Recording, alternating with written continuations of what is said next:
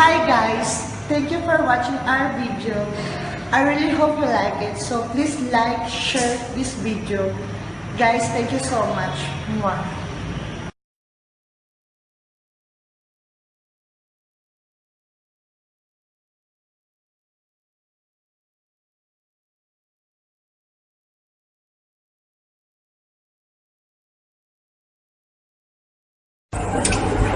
Hi. Kasali sa video. We're going to Monday. and the office. Anong office mo? City ang lang. Sige lang. Gusto mo yun? Gusto ko yan. Sabihin mo, pabalik tayo in 5, 4, 3, 2, tapos ganun. Ito yung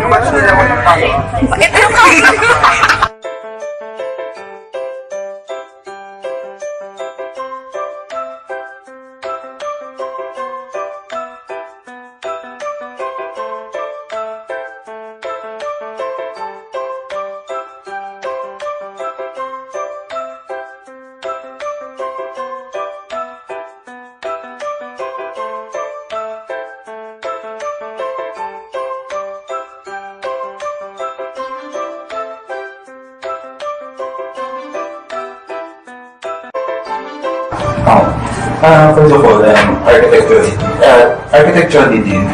I'm working here for 3.5 years, 3 years and 8 months. So that's it. And I'm a senior architect here. So pag-graduate ko, next year na ako dito. So hanggang nagka-license ako and ngayon senior na tayo. So how do we do this?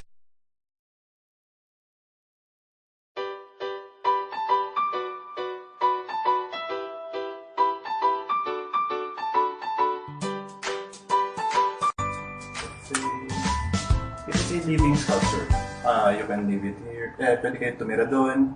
Pwede nyo gawin yung gusto nyo. And architecture is the highest form of arts. Tinuro naman natin sa school to and halos lahat ng architect ay yung pananaw. Kasi architecture, pwede kang tumira. Para siyang sculpture na ayan, pwede kang pumasok, pwede kang mabuhay, pwede mo gawin yung gusto mo. Andun yung entertainment, andun yung relaxation, andun lang. So, yun. Kaya highest form of art. And yung architecture, it affects the living condition ng mga tao. So, as an architect, we decide kahit saan mo idugin, kahit yung simpleng door swing, kaya natin pahirapan yung buhay ng isang tao. For example, lalo na yung mga left-handed, usually, right swing yung mga doors natin. So, yun, affectan natin sila. Kaya, kailangan natin consider yun. So,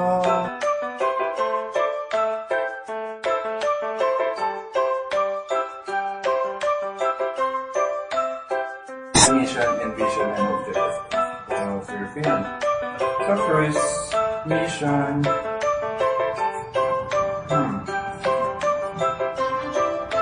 Actually, ano lang naman. So, di ko kasi kung sabi yung mission. So, check na lang sa website namin. Pero for me, ang mission and vision namin, yung objective, is to give what the clients need and what the clients wants. So, first, kailangan natin alamin kung ano yung gusto yung client. And, in reality, hindi porket architect ko ikaw mag-design na lahat. Ang mag-design pa rin si client. Kahit gusto mo design modern, ay gusto ni client, European style, Mediterranean, Filipino. Kahit gusto natin ibuhayin yung estilo ng bahay na bato or bahay kubo. Nasa client pa rin yan. So, we incorporate the aesthetics, structural stability, at saka yung utilitarian ng mga design natin na mag-match sa gusto ng client. As long as nagbigay natin yung gusto nila. So, I believe na achieve natin yung objective natin. Lahat ng architect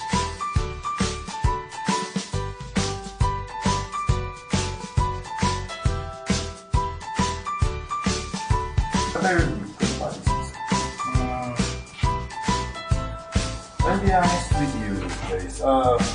for high-end residentials, or mga residential, minsan hindi natin nagiging priority ang with architecture. Usually, office namin mostly involved sa residential and high-end residential, and pag mga high-rise kasi yung project namin, scope namin usually interior design. So, yeah.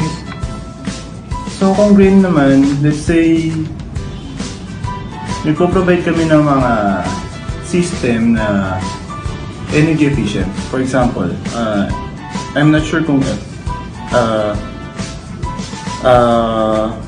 knowledgeable na kayo sa VRV system na air conditioning. So, system siya na para mas magiging less yung consumption ng power sa typical na aircon. Mga inverter type, ayun yung pinapromote namin. Pag inana namin sa passive cooling, not really, kasi as per sa katulad na sinabi ko, depende pa rin sa clients yan. Kasi, sino ba namang, ewan ko, di lahat ng tao gusto yung puro hangin lang. Marami pa rin may gusto air condition. So yun.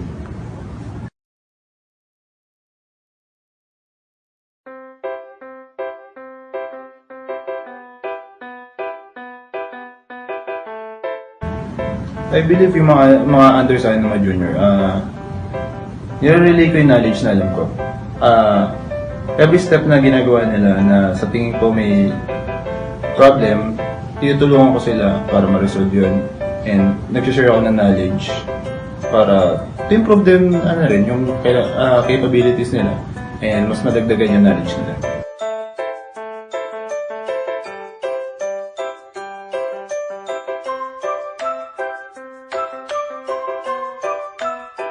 Of your architectural field.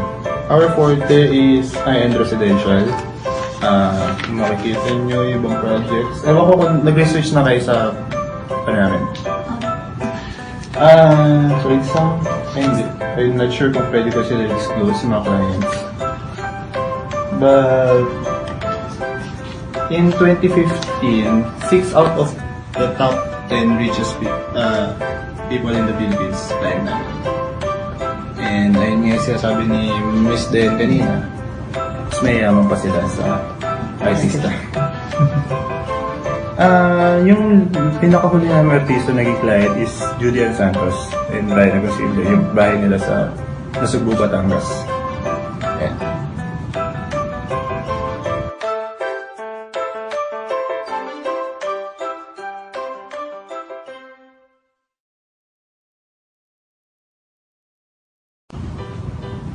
Strengths and weaknesses you notice in architectural field.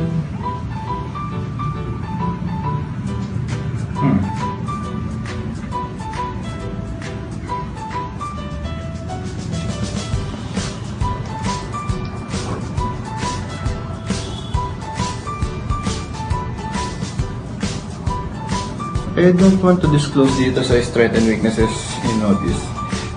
Kasi every architect, every designer, meron tayo iba't ibang style and approach sa isang project.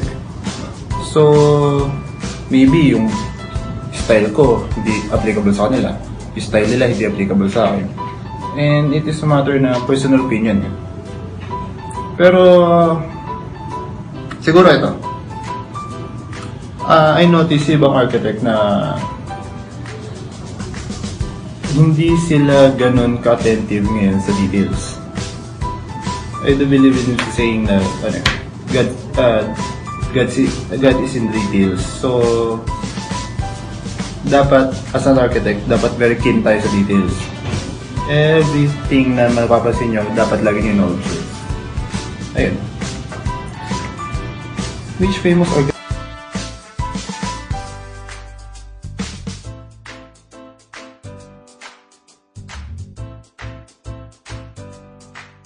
I guess architect Conrad Donglao, since he is our head designer and lahat ng dinidesign namin for approval niya. And nag-i-input siya ng comments and yun. And i-apply talaga namin yung design language niya Ayun yung term namin. Design language niya sa lahat ng design namin as a senior or junior architect. Ano ko sasabihin? Pwede nating anuhin. Ang design kasi ni Architect Ong Lao is timeless. Hindi siya too modern, hindi siya too classic kasi ang design kasi namin talaga, gusto namin, kahit after 15 years yan, hindi nakakasawa. Yung after 15 years yung bahay, gusto mo pa rin, nandun ka pa rin. Kasi, for example, may mga too modern na design na, let's say, after 5 years, laos na design. Hindi ganun kami mag-approach. Kaya, medyo simplicity rin naman. Yeah.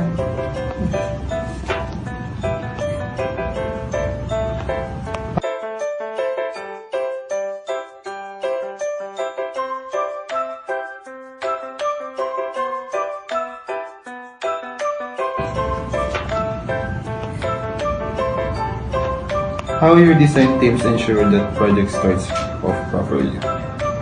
First,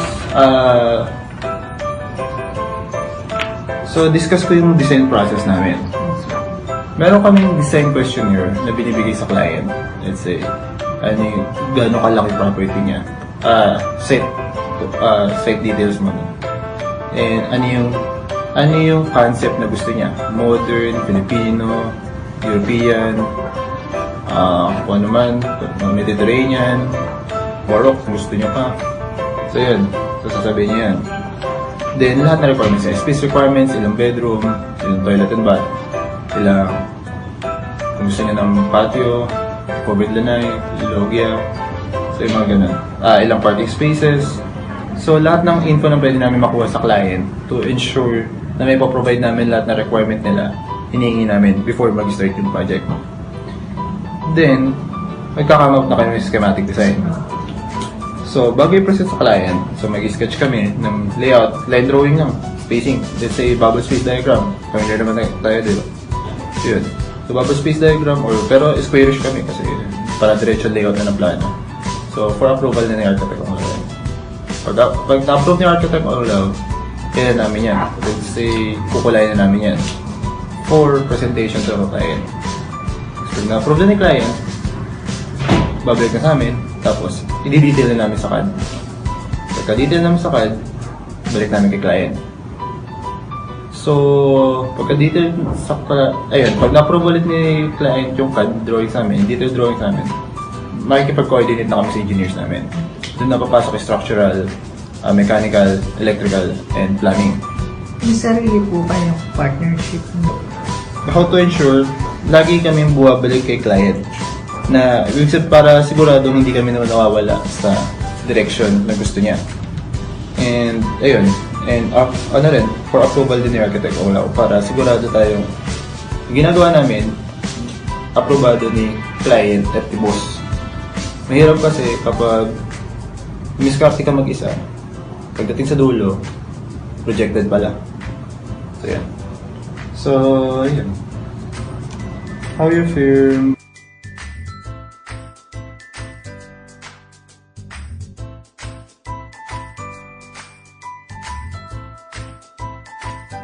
I'm not sure kung paano ako sasagutin to eh. Kasi wala ka dapat para sa akin as designer, wala ka dapat i-priority dito. Dapat, sila eh.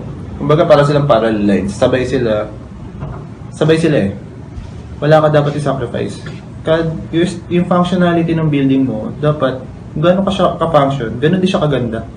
Kung kaya. Pero sa dulo, usually, ang nagsasuffer, aesthetics. Bakit? Dito na papasok yung budget. Kasi aesthetics, dun po papasok yung details, materials, pero yung function andun eh.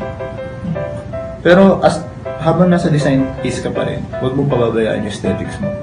As long as kaya mong isingit yung gusto mong, kunwari, kahit isang cantilever na slab lang yan, or kahit isang molding lang yan, or kahit yung mga simpleng curtain ko, nakakatulong sa aesthetics, pero may corresponding na, na cost. So, I think, as much as possible, binabalance namin talaga siya.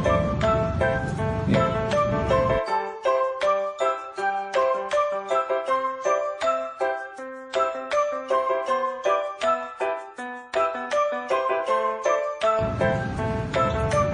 I think hindi ko masasagot to kasi personal opinion to na architect kong love. Kasi kung makikita nyo, pulo na yung portfolio namin.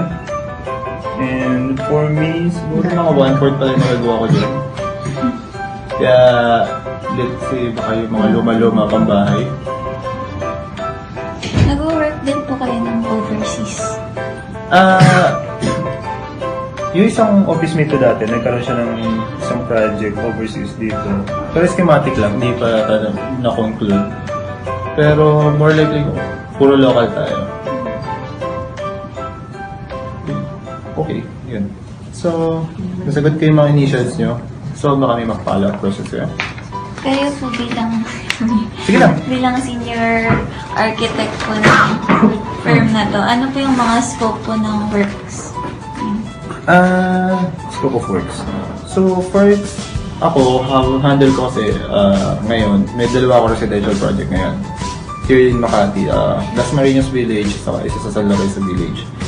So, ang scope of work ko, nag-start ako from schematic, from scratch, up to the construction drawings. Tapos, site implementation, site coordinations, kasali pa, involved pa rin ako. So, lahat na nangyayari, involved ako. Tapos, yung information na yun, parallel with the boss, with the architect mo lang. Lahat ng information ko, alam din dapat ni boss. So, let's say, mag-meet sila ng client, alam niya rin. So, from, discuss ko ng konti, from schematic, ang next phase kasi, design development. And then yung sinasabi ko, i-detail na namin sa CAD and papasok sa engineering. Tapos pagkatapos nun, na-develop na yung design, kasi tinag design development. Kasi let's say may conflict, hindi pala, kailangan pala lagyan ng poste rito, tapos ayoko lagyan ng poste. So pag-usapan namin. So pag na-detail yun, pupunta tayo sa construction drawings. Ayun yung mga pang-building permit set at saka yung i-issue sa site na gagawin na ng contractor. So yun, hanggang dun, ginagawa ko yun. Pero mas detailed drawing yun eh. Lahat ng details mo. So, for example, yung architectural namin for two-story residence, umabot kami ng mga 60 pages. Hindi. Mga 60 to 70 pages. Architectural lang. So, yun. So, pagkatapos nun, yun, ako na magdodrawing. Pero, ano yun, signatories ni architect mo lang. Since siya yung boss. Tapos, saka na kami mag-uumpisa na ng construction site.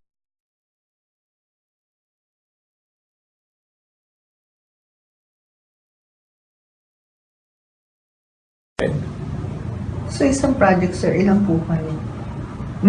Depende kasi sa scope eh. For example, dito kasi sa office namin, ang ginagawa namin, yung mga senior, may handle silang project. Yung mga junior, rotation yan. For example, may priority na ganitong, ito, kailangan sa deadline na to. So, yung mga juniors namin, tutulong muna dun. Tapos lilipat sila sa ibang project kung saan available. Or kami, kahit seniors, tumutulong sa ganito para lang ma-meet yung deadline. So, flexible kami. Hindi kami team ng team. Pero, ang average, for example, sa two-story residence na ginawa ko, before, dalawa lang kami. Yung partner ko. Pwede ba tayo ito? This one. Benendana ko yung residence. Ginawa namin yung for 3 yung 2 or 3 months. Dalawa lang kami. Ito yung detail niya. So, yun. Kaya naman. Dalawang tao. Mga ilang araw binibigay sa inyo ng client para ipakita yung working drawings mo po? Araw or months? For example, ang schematic kasi kapag nag-sign off yun, ang alam ko, start namin 2 weeks 2 weeks. for initial presentation. Yung sasabi ko lang yung drawings, saka space planning. Then, kapag natapos yun, bibigyan niya kami ng 1 month for design development. And then, 2 months for the construction drawings.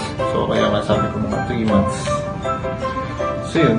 Depende. Tingnan natin. Kasi minsan, di mo kasi masasabi na ganito lang yung phase, yung oras na kailangan mo. Kasi, what if, high-rise building. So, yun. Pero yun yung average. Kapag mga residential lang na mga 2-story. Kapag naging 3-story na siya, syempre, additional work yun. So, baka mas mahaba yun. Time span. So, next. Naranasan niyo na rin po ba mag-OT or overnight dito sa Of course. firm niyo? Kung gusto niyo since archi student kayo, kapag work na kayo sa design firm, asahan nyo na yung overnight. Overtime. Kasi, part yan ng system eh. Parang kayong gumagawa ng plate eh. Nice. Sigurado naman nag-overnight na. Pala. Hanggang sir? na weekend. Hanggang Sabado nandito kayo or Linggo? As much as possible ako nang mag-weekend. Pero minsan umabot kami ng 1 a.m. For example, 8:30 to 1 a.m. Pero yung regular office niyo po hanggang Friday lang. Yan yung regular schedule namin. As much as possible, pumasok kayo sa company na walang Sabado. Para may free time naman kayo sa sarili at family. Pero pag nag-site kayo sa construction, ayun, lagi may Sabado.